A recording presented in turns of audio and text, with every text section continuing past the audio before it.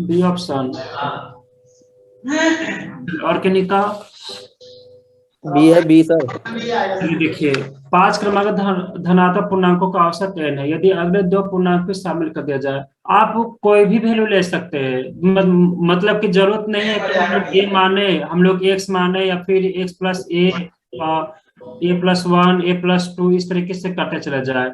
ऐसा करने का जरूरत नहीं है। हम लोग चाहे तो कोई भी नंबर ले लिए, मान लीजिए पांच से शुरू करता हूँ तो क्रमागत कितना हो जाएगा, पाँच, छः, सात, आठ, नौ, और आगे भी मैं अगर ले लेता हूँ दो नंबर और तो कितना हो जाएगा, दस और ग्यारह। तो अब आप ये देखिए कि पहले जब जब था, पहले जब मेरा पांच था, तो पांच जब था तो मेरा ये कितना था, तो ये था हमारा क्या था, ये था हमारा एवरेज। लेकिन जब दो और शामिल कर लिया गया तो अब एवरेज कितना हो जाएगा, ये एट वाला हो जाएगा।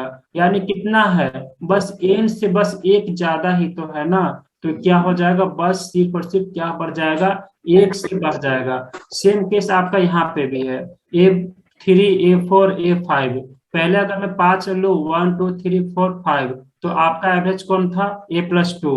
लेकिन जब हम लोग दो और अगर बढ़ा देते हैं, तो दो और बढ़ा देंगे तो हमारा क्या हो जाएगा, दो दो चार पाँच छः, दो और मैंने बढ़ा दिया तो एवरेज हमारा क्या हो जाएगा, तो A+3।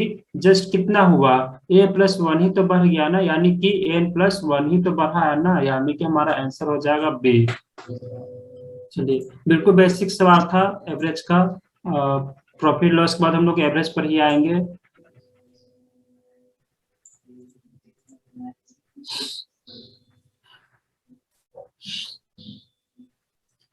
चलिए, आज मैं आप लोग को यही छोड़ दूंगा। वो कल रात से थोड़ा ठंडा उंडा मार दिया है पूरा। अब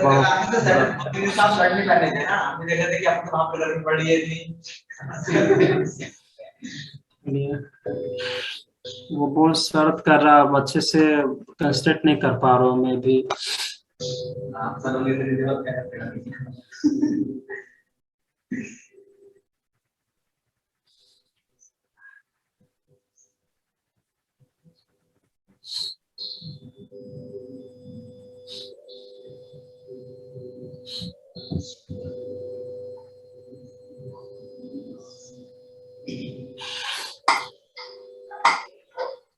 प्रॉफिट लॉस में अब कुछ खास बचा हुआ नहीं है। अब मिसलेनियस का थोड़ा बचा हुआ है, और एक बचा हुआ है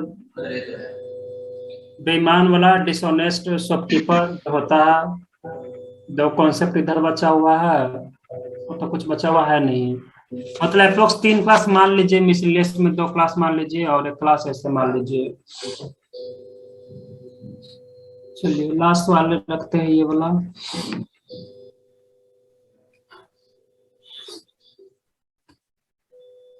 क्यों इतना सिंपल सवाल नहीं बता पा रहे आप लोग।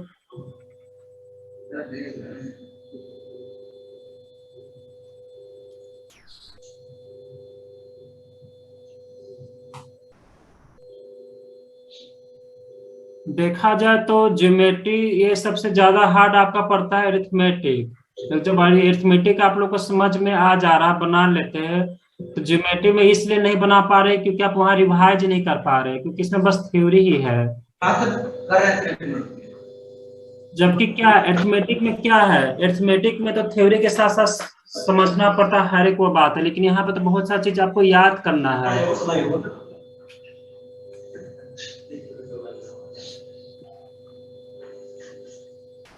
चलिए देखिए, सर ये ऑप्शन आएगा क्या इसका? सेंटीमीटर। चलिए देखते हैं। एक त्रिभुज है ABC। ठीक है,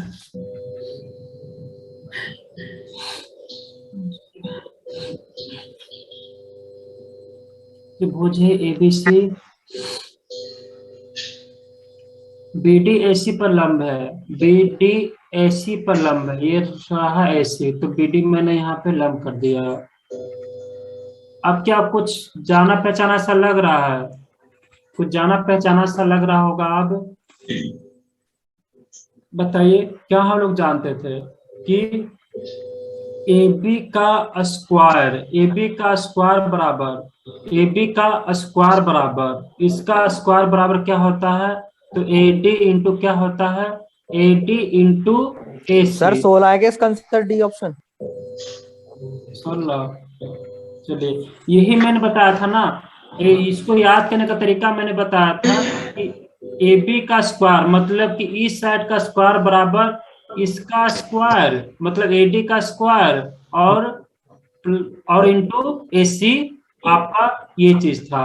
तो कितना हो जाएगा? AD into AC। बस इसको सॉल्व कर लेना था। अगर आप इसको सॉल्व कीजिएगा तो AB कितना है? 12, यानी कि 12 का स्क्वायर। AD कितना है? 8 है, इंटू CD का मान पूछा गया है। CD का मान पूछा गया है, तो चलिए CD का मान पूछा है, डेट मीन्स कि ये वाला वैल्यू पूछा गया। ठीक है, कोई दिक्कत नहीं। तो AC आपका क्या होगा? तो क्या हम लोग AC यहाँ से निकाल सकते हैं क्या पूरा लेंथ? अगर पूरा लेंथ निकल जाएगा तो फिर आपका ऑप्शन है। चलिए, 4 दूनी 8, चरते 12, 2 छक 12, यानी कि AC बराबर कितना आ गया? 18 आ गया। अब आप ये बताइए कि टोटल जो वैल्यू है, ये टोटल जो वैल्यू है वो आपका आया 18। 18 और AD है 8। अगर टोटल है 18, AD है 8, तो ये कितना हो गया? 10 तो हो गया ना। बताइए, इतना बेसिक सवाल था ये। और रही बात ये चीजें, तो ये चीजें मैंने प्रूव भी किया था, वो आपका काम है देखना, क्योंकि बहुत बार आपका रिवाइज हो चुका ज्योमेट्री। और इसको याद करने का तरीका, अगर मैंने क्या बताया, जस्ट एक मतलब कि एक इमेज बना लीजिए माइंड में कि अगर ये चीज पूछा जाएगा, कोई ट्रायंगल गिवन है और किसी पे लंब है, मतलब ये आइडिया आ जाना चाहिए था आपको ये इस चीज से ही। जब लंब अगर आपका दे देता है तो आपको तुरंत आइडिया हो जाना चाहिए कि इसका परपेंडिकुलर का स्क्वायर बराबर AD इंटू CD। मतलब कि इमेज बना लीजिए कि ट्रायंगल एक ऐसा है जिसमें कि जो लंब है इसका आधा मतलब AD इंटू AC, मतलब आधा, और एक क्या हो जाएगा? पूरा। उसको जस्ट मल्टीप्लाई कीजिएगा तो ये इसके बराबर हो जाएगा। यही तो हमारा थ्योरी था। तो चलिए, आज के लिए हम लोग यहीं पे, या फिर चलिए एक और सवाल कर लेते हैं। ये मैंने क्विज में भी दिया था, बेसिक था इसलिए मैं लेकर आ गया कि आ, ये वाला बता दीजिए। ये सवाल पूछा गया था आपका 2004 में, group D. Sir group D नहीं, कोई RRB में कोई एग्जाम में पूछा गया था 2004-5 में। देखिएगा घटना चक्र में दिख जाएगा ये सवाल आपको,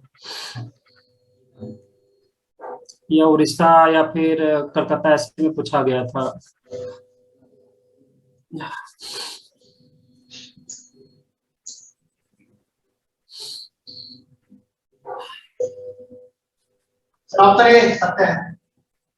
ऑप्शन ए और किन्हीं का सर यही आएगा। यही आएगा।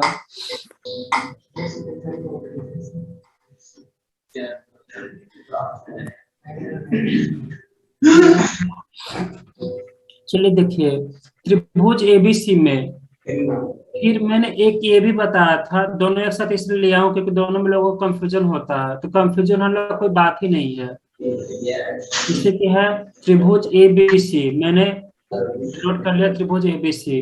फिर BE AC पर लंब है। अब यहाँ से AC पर लंब है BE, तो ये रहा आपका BE।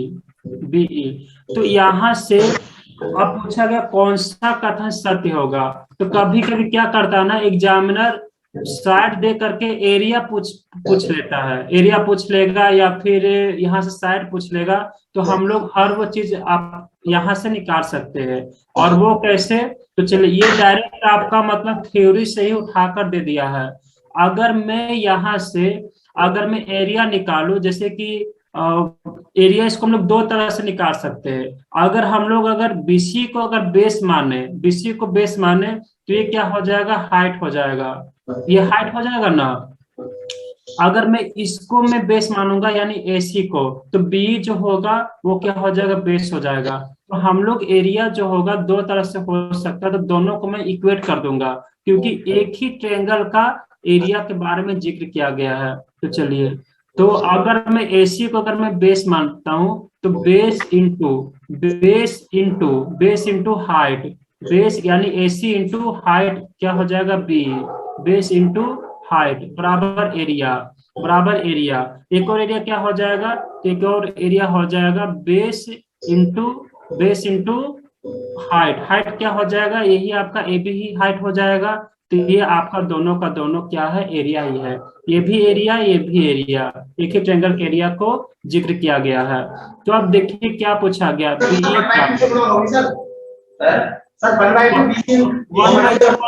कट जाएगा ना, क्या जरूरी है ये बताइए, क्या लिखना ये जरूरी है क्या? फालतू का 2 सेकंड टाइम क्यों बर्बाद कीजिए? ये तो मैं बोल रहा था ना, ये भी तो रेशियो को शो करता है ना, तो कटने वाली चीजें क्यों देगा? और एग्जामिनर भी इतना चतुर प्राणी था कि देखिए वो भी नहीं दिया है, क्योंकि पता है जैसे अगर 1/2 अगर दे देगा, तो पता है कि स्टूडेंट लोग समझ जाएंगे कि एरिया का जिक्र किया गया है, तो एरिया दोनों प्रकार का सॉल्व कर लेगा स्टूडेंट, लेकिन उसको तो रिजेक्ट करना है ना, तो इसलिए वो ये चीजें नहीं देगा, क्लियर नहीं देगा। वो आपको खुद समझना पड़ेगा कि ये जो हो कांस्टेंट होगा, दोनों आपस में कट जाएंगे। क्या क्लियर है?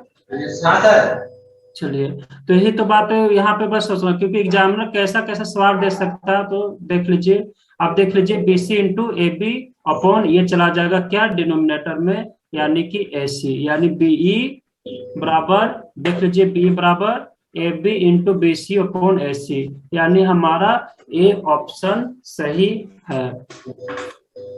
दोनों आपका बेसिक है, ये दोनों कॉन्सेप्ट आपका एक ही चीज से था, दोनों आपका ध्यान रखिएगा, क्योंकि मोस्ट इम्पोर्टेंट तो है ही, और साथ ही साथ बिल्कुल बेसिक कॉन्सेप्ट आपका यहाँ से बनते हैं। तो चलिए आज के लिए हम लोग